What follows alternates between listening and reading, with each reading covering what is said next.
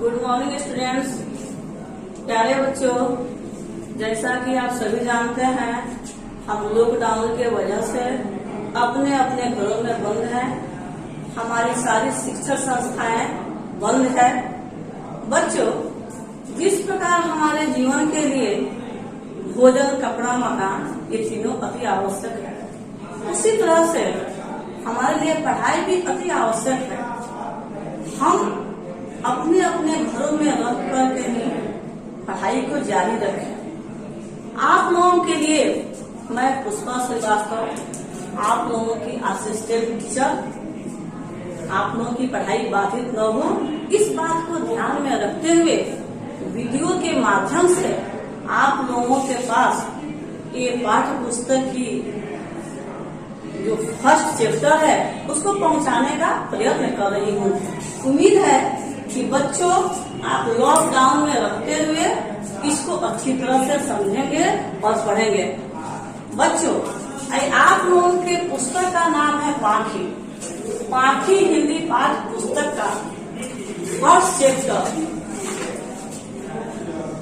आप देखेंगे page number 5, page number 5। इसमें बच्चों पार्ट 1 में प्रार्थना कविता है।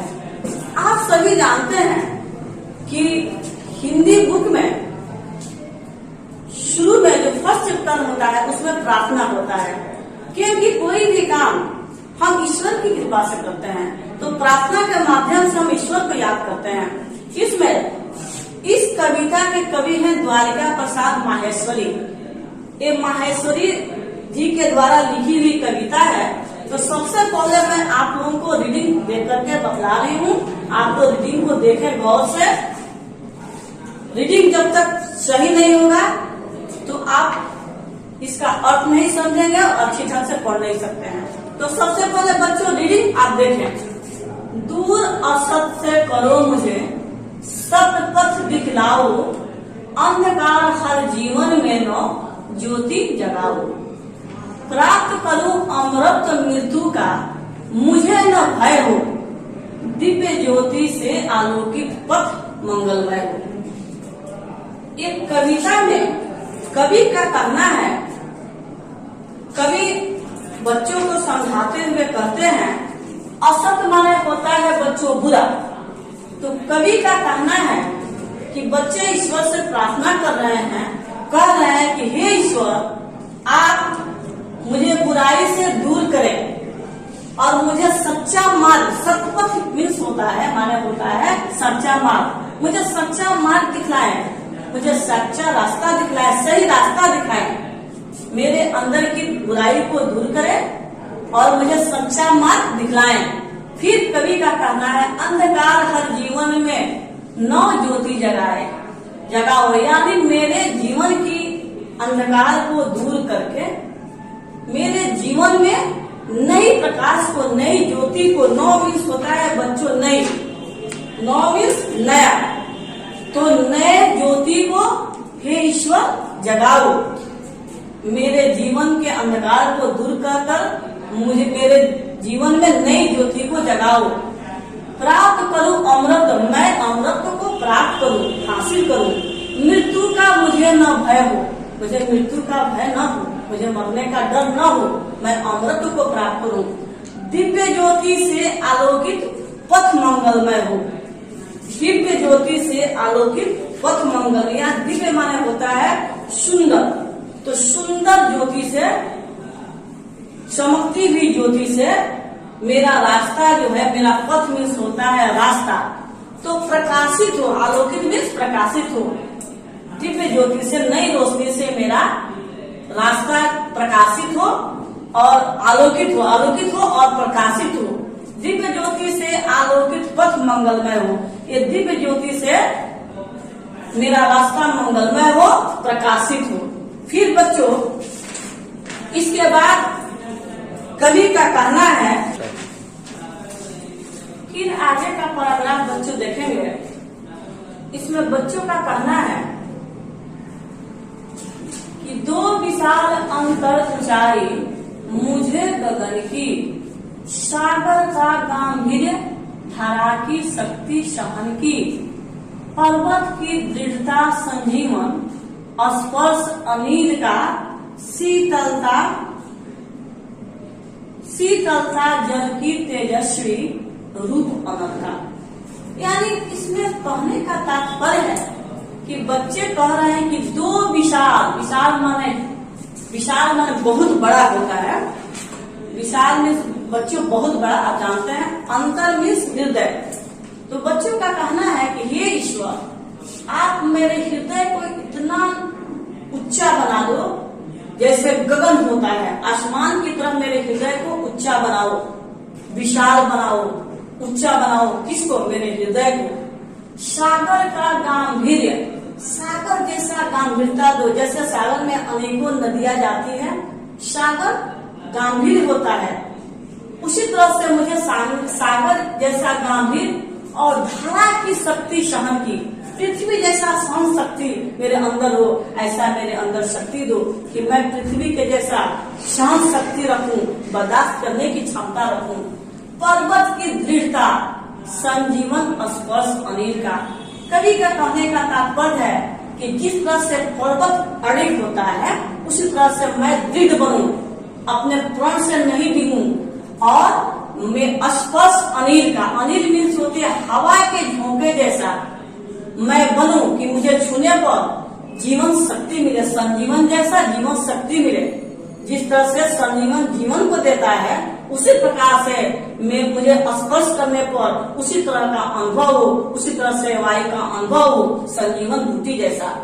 शीतलता जल की तेजस्वी, मैं जल की तरह शीतल बनूं, ठंडा बनूं और तेजस्वी रूप अनल का। मुझे हे ईश्वर ऐसा रूप दो कि मैं अग्नि की तरफ दिखूं, तेजस्वी बनूं। जो मुझे देखे वो कहे कि इसके अंदर एक सारे गुण है और यह तेजस्वी है, महान है, बड़ा है। इस तरह की शक्ति हे ईश्वर तुम मेरे अंदर दो, ताकि मैं दुनिया में रह करके अपने नाम को कमाऊं, मैं महान बनूं, एक अच्छा नागरिक बनूं और देश को ऊंचा उठाऊं। इस कविता के कवि हैं द्वारिका प्रसाद माहेश्वरी। ये द्वारिका प्रसाद माहेश्वरी के द्वारा ये कविता लिखी गई है। बच्चों, मुझे उम्मीद है कि आप सब लोग को पढ़ने आ गया होगा। एक बार मैं और रिपीट करती हूँ। दो विशाल अंतर ऊंचाई, मुझे गगन की, मुझे बहुत बड़ा हृदय दो, आसमान जैसा और गगन जैसा ऊंचाई दो। जैसे गगन ऊंचा होता है उस तरह से मैं ऊंचा बनूं। मुझे सागर की तरह गंभीरता दो और धारा, पृथ्वी की तरह, धारा मीन्स होता है बच्चों पृथ्वी की तरह शक्ति दो ताकि मैं सहनशील बनूं, मुझे मेरे अंदर बर्दाश्त करने की क्षमता हो। पर्वत की तरह मुझे दृढ़ बनाओ और मुझे छूने पर संजीवनी जैसा, जैसे संजीवनी जीवन दान देता है, प्राण दान देता है, उस तरह से मैं संजीवनी बनूं। उस तरह से मुझे छूने पर अनुभव हो, उस वायु की तरह अनुभव हो। अनिल मीन्स हवा होता है बच्चों। और जल की तरह शीतलता हो और तेजस्वी, मुझे अग्नि की तरह तेज बनाओ, अग्नि की तरह मुझे तेज बनाओ। बच्चों, इसके बाद इस अर्थ को जानने के बाद इसके शब्दार्थ जो हैं, इसको आप जरूर अपनी फेयर कॉपी में लिखिए। मैं इसको लिखने जा रही हूँ, लिखिए। आप लोग स्टार्ट कीजिए।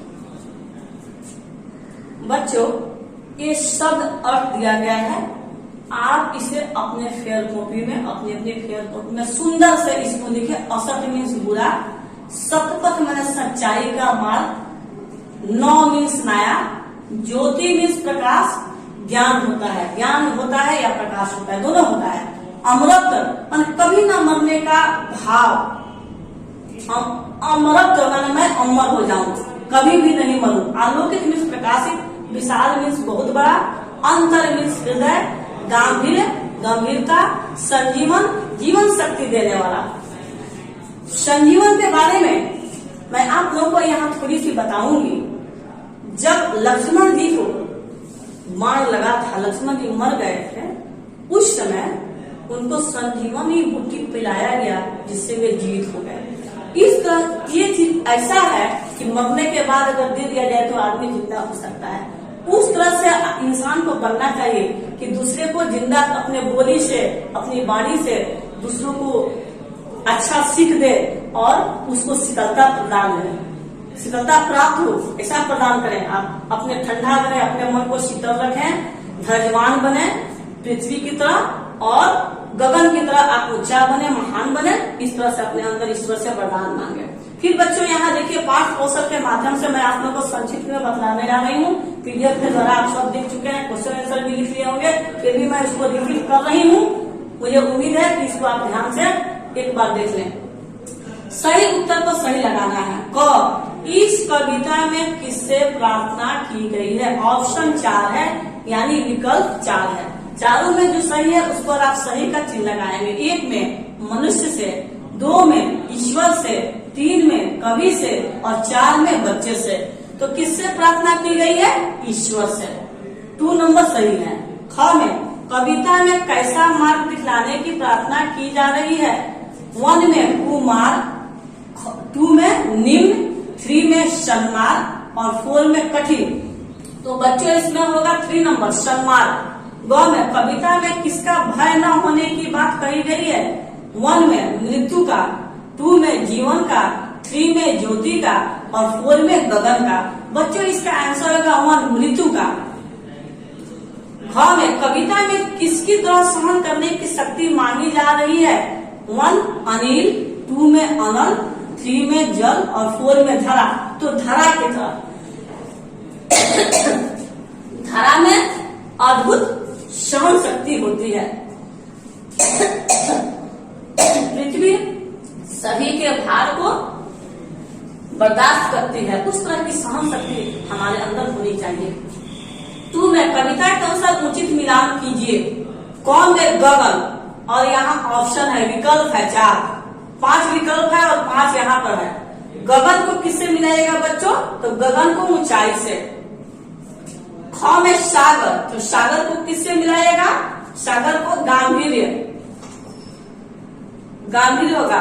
धरा, धरा को सहन शक्ति से, पर्वत को ऊंचाई से और जल को शीतलता से।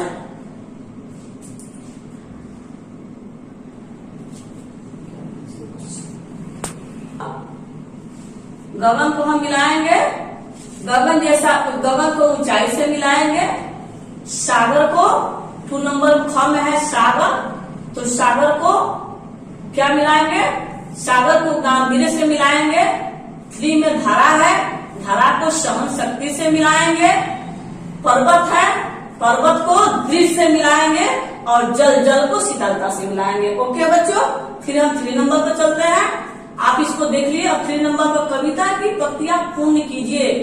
प्राप्त करूं अमृत मृत्यु का, यहाँ क्या होगा बच्चों? मृत्यु का न भय हो। न भय हो कि पहले क्या लगाएंगे इस पर देखिए, मुझे ना, मुझे ओनली मुझे न भय हो। यहाँ देखिए ख में सप्त पथ से आलोकित पथ मंगलमय जीवन हो। मंगलमय यहाँ देखेंगे होगा मंगलमय हो ओनली, सॉरी बच्चों यहाँ मंगलमय हो लगाएंगे। सप्त पथ से आलोकित पथ मंगलमय हो। यहाँ देखिए गौ में पर्वत की, आप पाठ पुस्तक में जो पोयम है उससे देख करके ऐसे मैं भेज चुकी हूँ, आप उसमें देखेंगे। यहाँ भी थोड़ा सा आप देखेंगे। पर्वत की दृढ़ता संजीवन, दृढ़ता इसमें लगाएंगे, दृढ़ता, पर्वत की दृढ़ता संजीवन और स्पर्श, स्पर्श अनेक है, इसको भरेंगे। 4 नंबर क्वेश्चन बच्चों प्रश्नावली पर चलिए। 4 नंबर में पेज नंबर 1, कविता में किससे दूर करने की प्रार्थना की गई है? असत से, यानी बुराई से। 1 वर्ड में इसका आंसर देना है, बुराई से। कविता के अनुसार पथ कैसे आलोकित होगा? तो सच पथ से, सब आंसर होगा सच पथ से। ग में कविता में किसकी तरह ऊंचाई प्राप्त करने की प्रार्थना की गई है? गगन जैसे।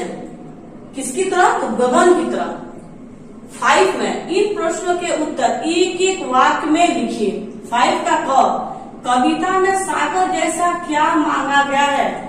कविता में सागर जैसा क्या मांगा गया है? सागर जैसा गांधीर्य, गंभीरता मांगा गया है। आंसर होगा बच्चों, कविता में सागर जैसा गंभीरता मांगा गया है। ख ख में है कविता के अनुसार दृढ़ता किसकी तरफ होनी चाहिए। आंसर लिखिएगा कविता के अनुसार दृढ़ता पर्वत की तरफ होनी चाहिए। पर्वत दृढ़ होता है, अटल होता है, अचल होता है, उसी तरह से हमें भी दृढ़ होना चाहिए। तो इसका आंसर लिखिएगा कविता के अनुसार पर्वत की तरफ दृढ़ होनी चाहिए। ख में है इस प्रश्न का उत्तर 2 या 3 वाक्यों में लिखे। इसका आंसर 2 या 3 सेंटेंस 2 या 3 सेंटेंस में आपको लिखना है। कवि का इसमें कविता क्वेश्चन है कविता में शीतलता और तेजस्वी रूप की तुलना किस किस से की गई है। तो कविता में शीतलता की तुलना जल से की गई है और तेजस्वी रूप की तुलना अनल से यानी आग से की गई है। बस बच्चों आपका चैप्टर समाप्त हुआ। धन्यवाद बच्चों।